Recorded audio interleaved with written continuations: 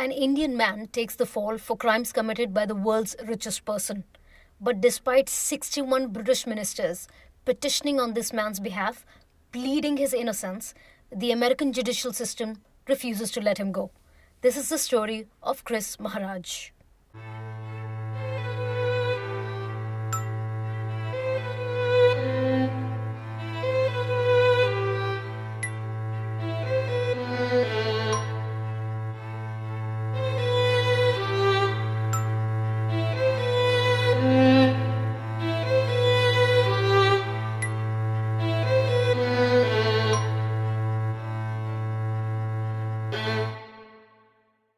Hi everyone, welcome to Collectively Vigilant. I am Dr. D. And I am Sam. So the story I will tell you today takes us to different countries of the world. It starts in Trinidad and Tobago and then takes us to the UK and then takes us to the USA. And as you can imagine, it involves an Indian family. The story starts in the early part of the 20th century with Dolly and Nanan Maharaj. The family derived their lineage from indentured slaves. The Maharaj family had 3 children. The first was a son called Krishna, who was born in the year 1939, then followed by a girl named Indra in the year 1943, and then she was followed by yet another son called Ramesh Maharaj in the year 1945. This whole family had been in Trinidad and Tobago for about 3 generations, and they are the direct descendants of indentured slaves who were moved by the British from India to the Caribbean islands mainly to work as labour. The Indian indentured system, which was perpetrated by the British, started in Trinidad and Tobago around the year 1845 and then ended in the year 1917. The Maharaj family ran a grocery shop in a village in Trinidad and Tobago called Diamond Village and gave credit on interest to other poor Indian families who lived in the barrack system in the village. Compared to other people around them, the Maharaj family was way better off than any other. All 3 of these siblings, Krishna, Indra and Ramesh, not only studied in Trinidad and Tobago but later went to England to study. Chris, the eldest, became a businessman, a self-made millionaire through his fruit importing business.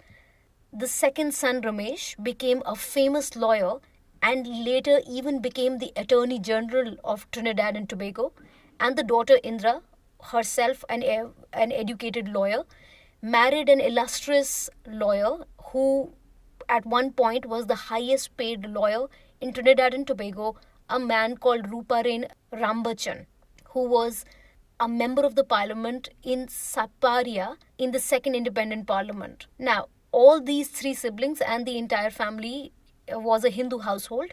However, later on, the siblings converted to Presbyterian Christianity.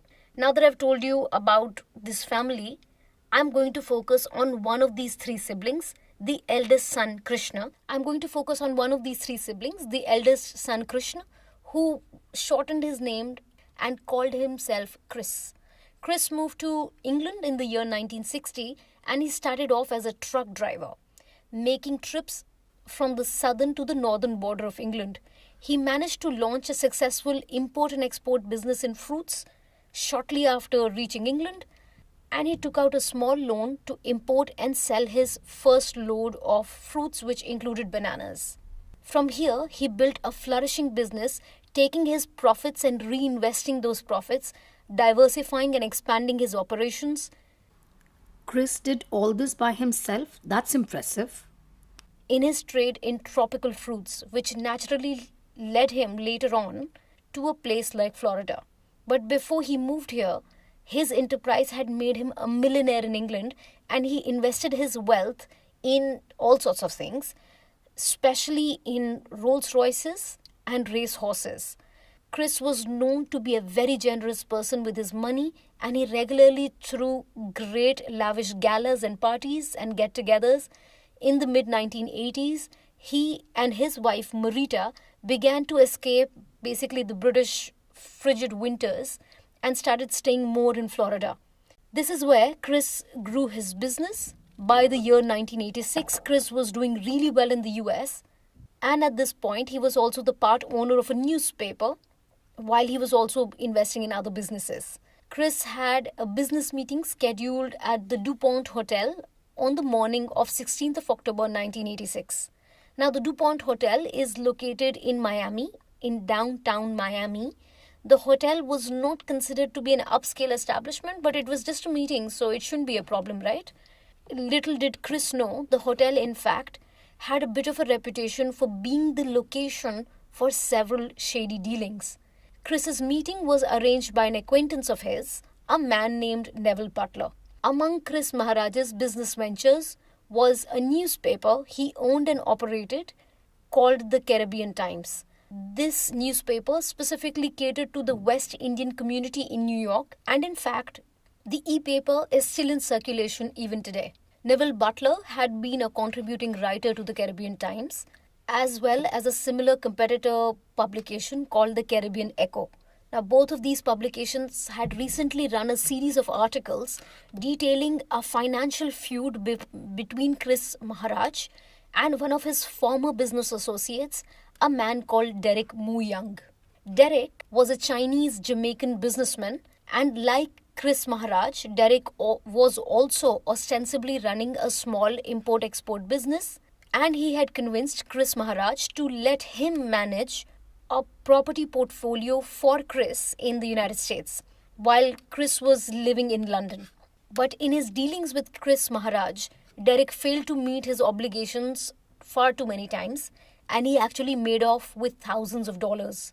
According to Neville Butler, the meeting that he had arranged at the DuPont Hotel was arranged at Chris's urging because Derek had scammed and extorted relatives of Chris Maharaj in Trinidad and Tobago out of hundreds of thousands of dollars. An estimate in one of the newspapers said that it was about $60,000, which in 2025 money would be around $500,000. Now, let me take you a little bit in the lives of this man called Derek Moo Young and another man who was actually accompanying him on that day to the DuPont Hotel with the meeting with Chris Maharaj. Actually, it was his own son, a boy called Dwayne. Now, Derek Moo Young, as I mentioned, was a businessman who lived in Davie, Florida. He left his homeland in Jamaica in the year 1977. He came to the United States to start a new life with his entire family and became a US citizen along with his whole family in the year 1982. Dwayne Moo Young was the youngest child born to Derek and his wife Jeanette Moo Young.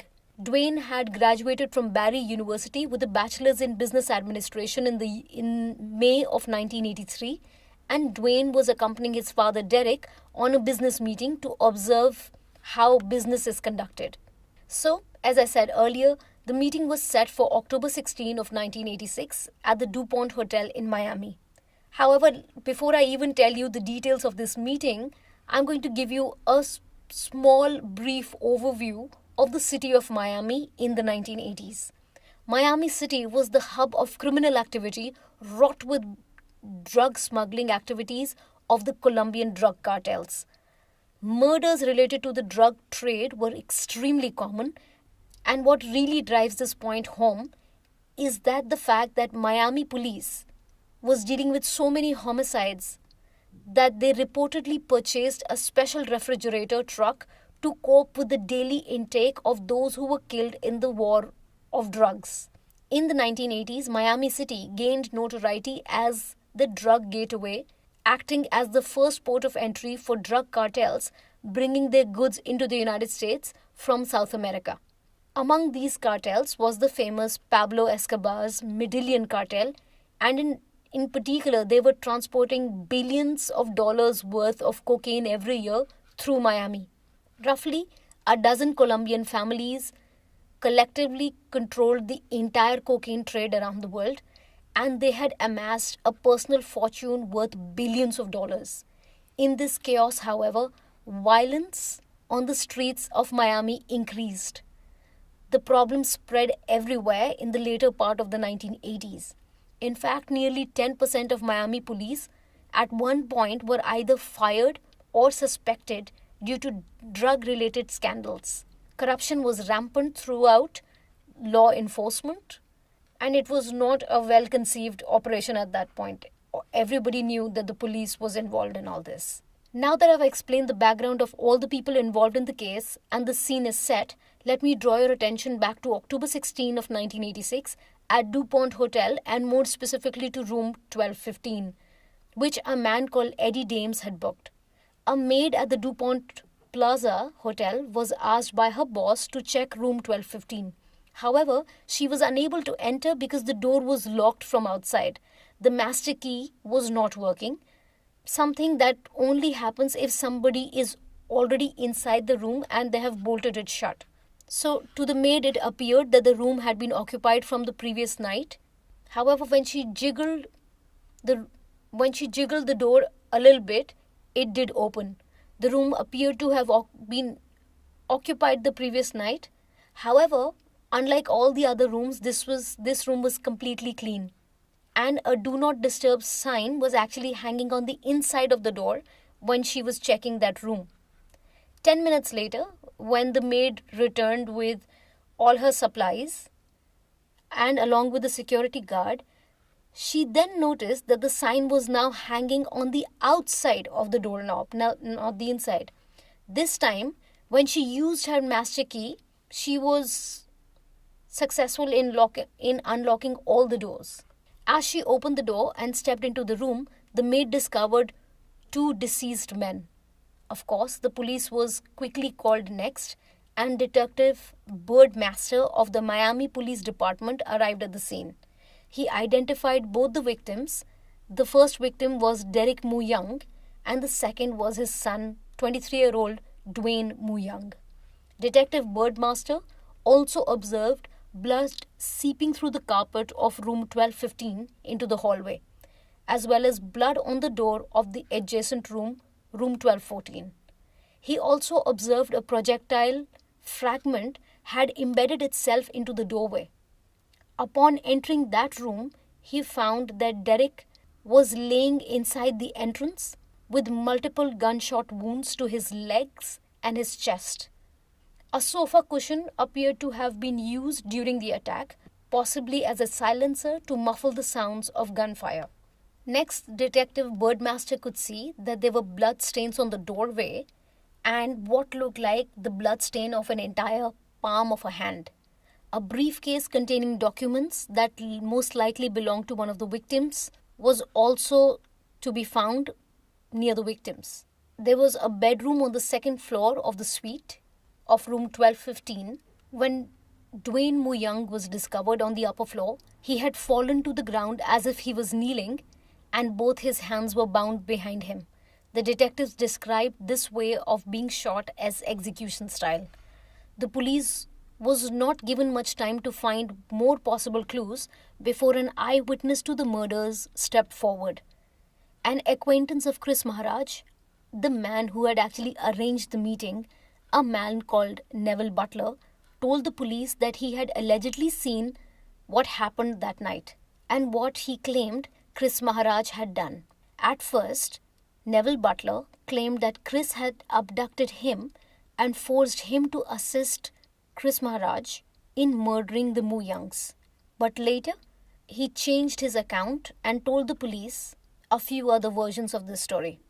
Neville Butler's story was the basis of Chris Maharaj's arrest. Chris, upon being questioned, told the police that he had indeed met both the Moo Youngs at DuPont Hotel briefly, and he shortly left after that.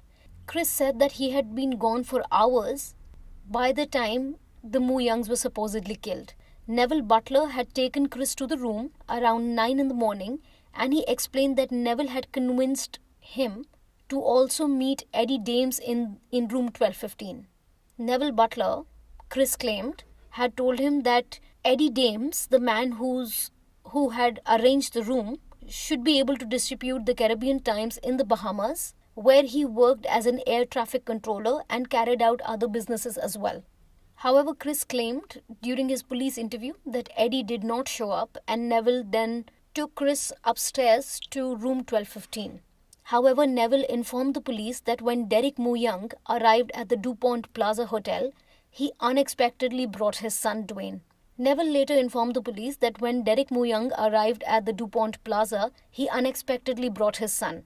And the son Dwayne was not even the target.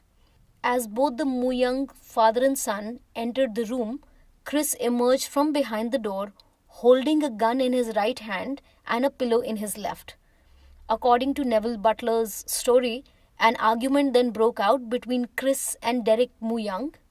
An argument then broke out between Chris Maharaj and Derek Muyang, and then Chris shot Derek in the leg. According to Neville's story, then Chris ordered Neville to tie up both the Muyangs, but before Neville Butler could even comply with Chris's wishes, Derek lunged at Chris, and then Chris fired 3 shots towards him and then 4 more towards his chest. During all this chaos, Neville Butler claimed that Chris had even interrogated Derek about the money that Derek had extorted from Chris's family and relatives back in Trinidad and Tobago. Then, according to Derek's story, the next thing that happened was that Derek managed to crawl towards the hallway. However, Chris pulled him back into the room and shot him. Chris then took Dwayne, the son, upstairs for further questioning to verify what had been done with the money. Shortly after that, Neville Butler says that he heard 1 single gunshot wound. Shortly after that, Neville claims that he heard a single gunshot, after which he saw Chris emerge downstairs all alone, and then Neville Butler and Chris Maharaj together left room 1215 of the DuPont Hotel. It seems that the police never asked him why Neville had stayed downstairs while Chris was killing the son Dwayne upstairs. Neville Butler, in one of his stories to the police, also said that the 2 men, Chris Maharaj and Neville Butler, after killing the Muyangs, waited in their car in the parking lot of the DuPont Hotel for another 3 hours, and they kept waiting for Eddie Dames to return and Eddie Dames to appear. Because according to Neville Butler, he wanted to kill Eddie Dames as well. Now, just for context, Eddie Dames had actually never even met Chris Maharaj, and Chris Maharaj had never met Eddie Dames. The only person who knew all the players in this story is this man called Neville Butler. However, according to Neville Butler's story, because Eddie Dames never arrived, Chris Maharaj was not able to kill him, and then he simply left. He simply left the crime scene and then dropped Neville Butler somewhere and then went back somewhere else. Later that day, Chris Maharaj then contacted Neville Butler again over the phone and arranged a meeting at Denny's restaurant near the Miami airport so that they could align their stories. However, that night, Neville Butler shows up at that spot, the Denny's restaurant, but he did not come alone. He was at that time accompanied by Detective Birdmaster and the Miami police officers. That's when Chris Maharaj was arrested for the murders of Derek Muyang and his son Dwayne Muyang. In a later interview, Chris Maharaj recalled this whole scenario and said, quote, "I was having dinner at Denny's when I saw Neville Butler walk in with a man. He pulled out a card and said, 'I am Detective Birdmaster. You're under arrest for murder,' unquote. Then I asked him, quote, 'What are you talking about?' unquote." This is how the police arrested Chris Maharaj and took him in custody for the killings of both the Muyangs. Once he was in the judicial system, once he was put in judicial custody. That's such a shame. Poor man, he was framed. But I'm sure he was rich, so he got himself a good lawyer. Chris made an unusual move.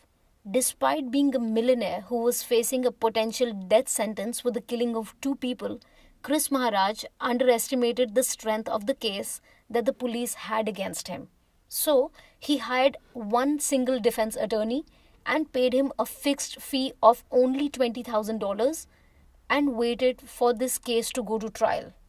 However, things quickly took a turn for the worst.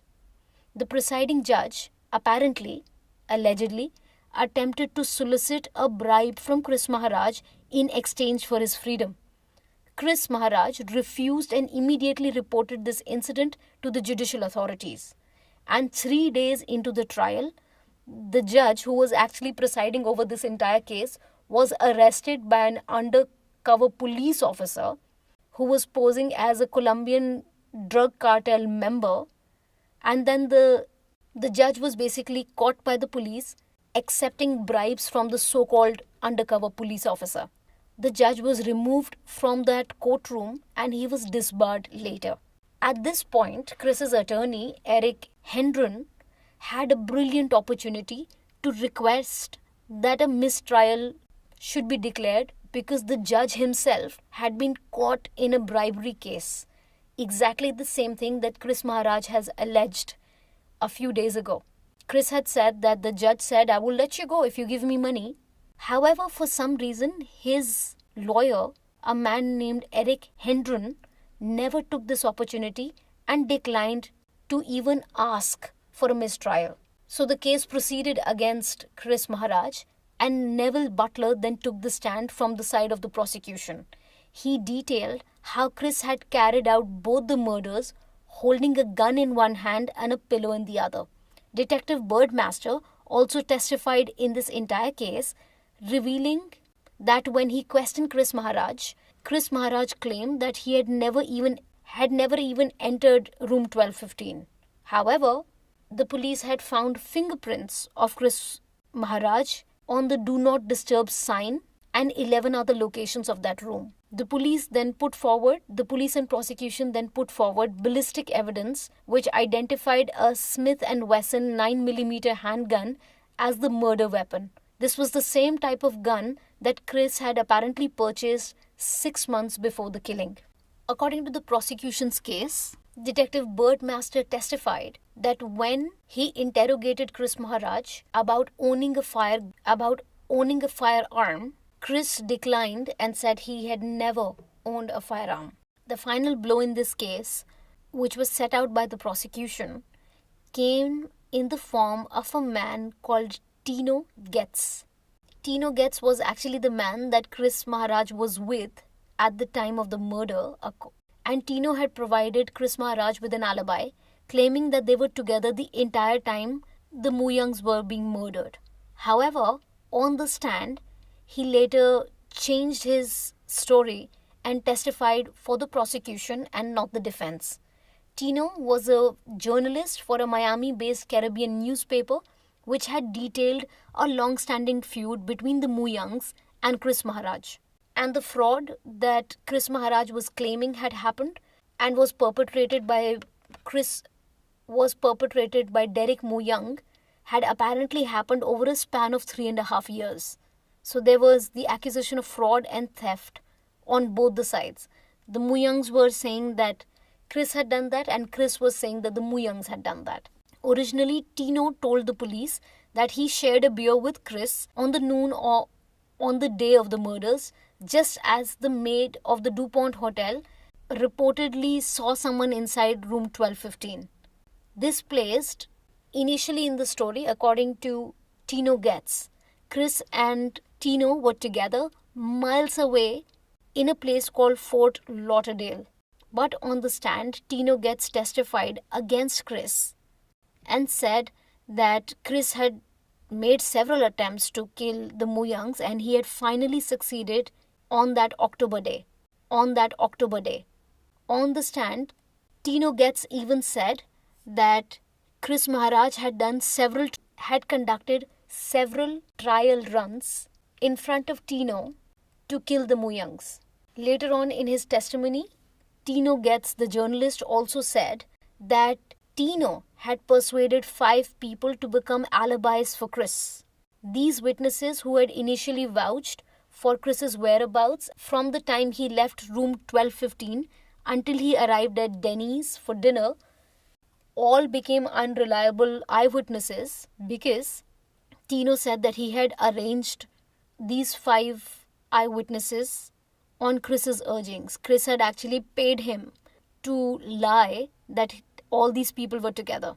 Among these 5 witnesses was a man called Ron Kish, who was a restaurant manager who had known Chris for a while and had served him on that day. Despite Ron saying that he was with Chris on that day, because Tino had claimed that he had paid Ron and he had paid all these other people, to lie, Ron Kish's testimony was set aside, and all the other testimonies were undermined by the claims that Tino had made. When it came time for Chris's defense, his attorney, Eric Hendren, simply stood up and rested the entire case without calling a single witness. The prosecution's version of events went completely unchallenged. Even Hendren's cross examination of Neville Butler was so weak and so unconvincing, suggesting in an unconvincing argument that Neville had committed the murders to boost the newspaper's sales for the Caribbean Echo. In the end, obviously, with such a weak defense, Chris Maharaj was found guilty and sentenced to death. After hearing this verdict that he's been sentenced to death, Chris Maharaj collapsed on the floor, and then two guards had to pick him up and take him to the jail. In a later interview, when Chris Maharaj recalled this moment, he said, quote, "When they found me guilty, I passed out. I fainted. I just couldn't believe you could be convicted of something you didn't do. Murder? It's like dying, if you know what I mean. It's like another death." Chris recalled this in several interviews. As a matter of fact, you can see an entire BBC documentary on this case on YouTube. Okay, Didi, we're going to stop our first episode of the year. This is a really long story. It's already a very long recording. So I'm going to tell you the rest of it in the second episode. So until we see you the next time, stay collectively vigilant.